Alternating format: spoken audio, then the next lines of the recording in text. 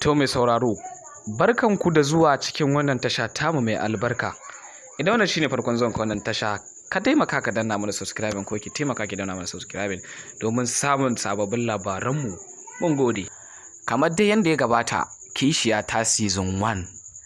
A wancan satintuka da suka wuce, kamfanin wannan shiri ya yi shela cewa sun tafi hutun season 1, a inda suka kammala wannan shiri na season 1 lafiya. Kuma na san mai sauraro kun ji daɗin kallon wannan shiri, man mata da suke zaune a gida, domin wannan shiri ba iya mata ba har maza da kowa yana ƙaruwa da shi. Daɗin daɗawa, wannan shiri dai sun cika alƙawari domin season 2 yana hanya gobe-goben nan.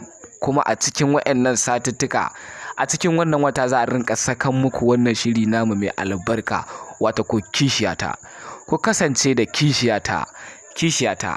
To masu sauraro, kada dai in cika ku da surutu, bari in ɗanɗana muku zuma a baki domin ku ga kaɗan daga cikin wannan shiri na Kishiyata. Samu kwanciyar hankali? A bar ta a gidan ta ci gaba da zama, saboda idan ta dawo, za ta iya dawowa gidana. So nake a fitar da ita a raye ko a mace.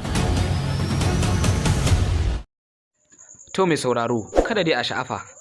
A taimaka dai wannan subscribing ɗin ne da ake da ɗan like ɗin nan dai da comment dai a ɗan dangwala mana domin kawo muku fina-finan Kannywood season masu kyau.